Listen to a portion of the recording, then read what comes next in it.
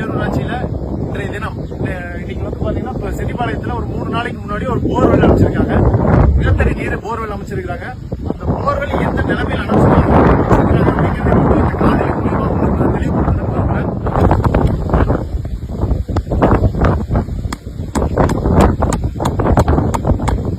நடந்துக்கூடிய திமுக ஆட்சியில செட்டிப்பாளையத்தில் சேர்ந்த பேரூராட்சி தலைவர் அமைச்சிருக்கிறாரு.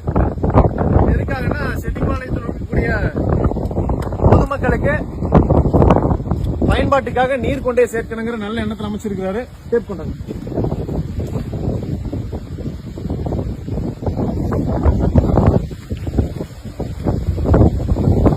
இந்த போர்னுடைய மொத்த அளவு பாத்தீங்கன்னா எப்படிங்க?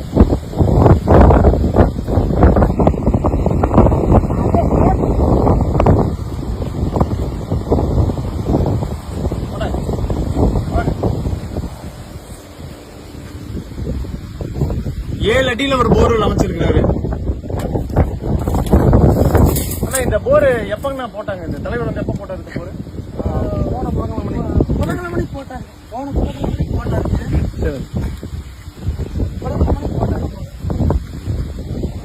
போர் போட்டாங்க.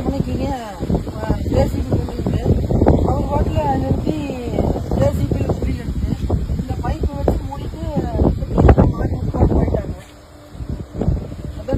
இப்படி போட்டிருக்கிறதுனால உங்களுக்கு ஏதாவது பயன் இருக்கா இந்த இடத்துல?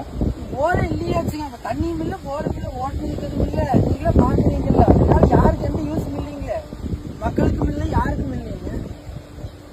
கோவை மாவட்டம் செட்டிப்பாளையம் பேரூராட்சியினுடைய அவல நிலை இன்று என்னன்னா, ஒரு புதிதா ஒரு போர்வெல் அமைச்சிருக்காங்க. போர்வெல்லுடைய மொத்த ஆழம் பாத்தீங்கன்னா 7 அடி.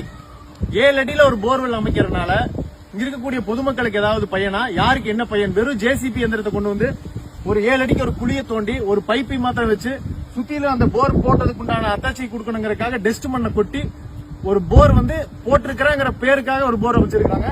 அது மாத்திரம் இல்ல,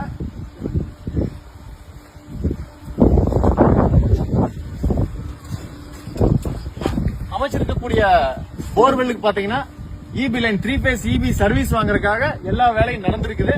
இது பண்றதுனால யாருக்கு என்ன பயன் அப்படிங்கறது இதுவரைக்கும் யாருக்கு தெரியல. இதுக்கு பேரூராட்சி நிர்வாகம், இதை சார்ந்த துறை சார்ந்த அதிகாரிகள் கட்டாய நடவடிக்கை எடுக்கணும்.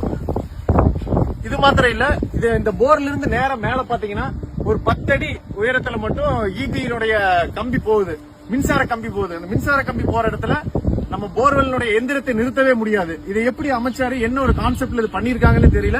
நடந்து கொண்டிருக்கக்கூடிய திராவிட முன்னேற்ற கழக ஆட்சியில இது மிகப்பெரிய ஒரு ஊழலா செட்டிப்பாளையம் பேரூராட்சியில தெரிய வருது.